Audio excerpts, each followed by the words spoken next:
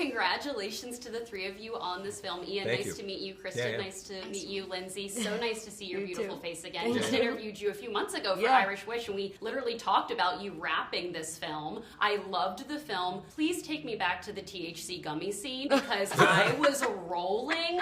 Lindsay, what was the inspiration for that performance? How did you all not die laughing on set day? We did die. I'm actually deceased. You're not here right now. I know. I didn't really have an inspiration for it. I just kind of went for it because I didn't really know. I didn't have personal experience, so I just was like, I'm just going to kind of wing it and see how this goes. And it was also the way we shot it was the first setup was everybody was actually in the church. So it was pretty intimidating because it was a whole... Yeah, I know. It was like a full church. Yeah. So that helped me.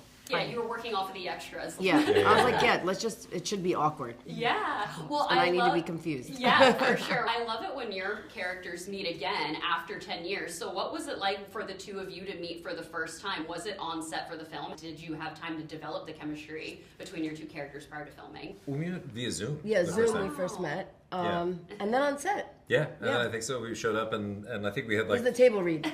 Yes, actually. And then we had like a dash of... And that was funny because I was watching y'all at the table read, and there was it felt like immediate the right couple, like the right people. Oh, that's fun. Yeah, I think, but it was just being we had able good to... banter. Like we were very quick off of...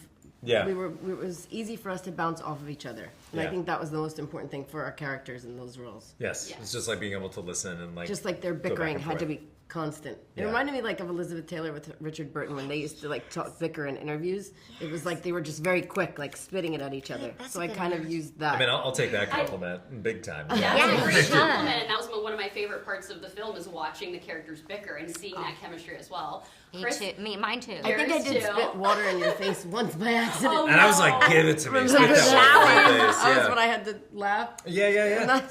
Like, do it. It's so funny. Well, one of my favorite moments is, Kristin, seeing all of the family portraits where your character Erica looks the same. Please tell me you got to keep one.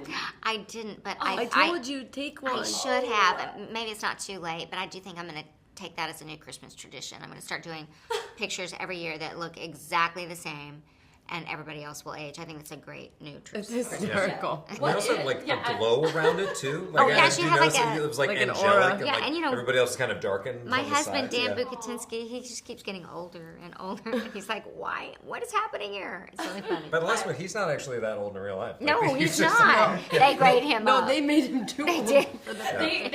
They really did. They did him dirty. And the kids jumped in age. I know.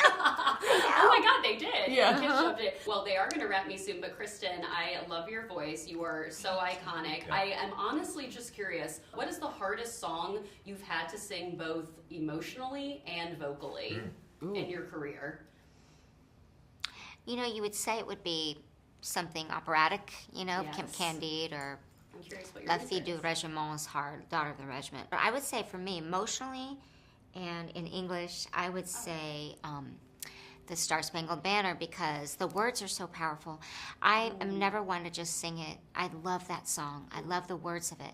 And it's a very rangy song, and I go up to a high D in my version. And so that's the one to keep the emotion, but technically sound good.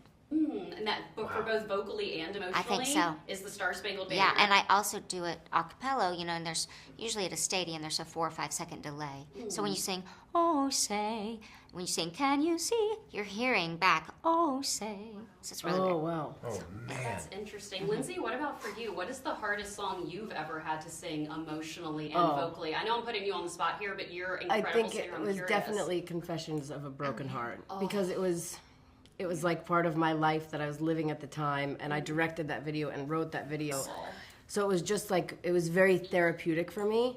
And I just think that whole album of Confessions was pretty emotional for me. There were some fun songs, but then when I went in to speak, it got a little deeper. But I think Confessions was definitely. For sure. Yeah. Well, I love those answers. They are giving me the wrap. I love this film. I'm so excited to watch it with my family this Christmas. I just spoke with Chad. He was praising your performance in Freakier Friday. Thank you. When I spoke with you last time, you hadn't even started it I yet. know. Now you've wrapped it. We were just confirming. You were just I think. confirming it. Yeah, so I'm very excited to see you in that. This was an honor to chat with all three of you. And I have seen Wicked, and I have been changed for the better.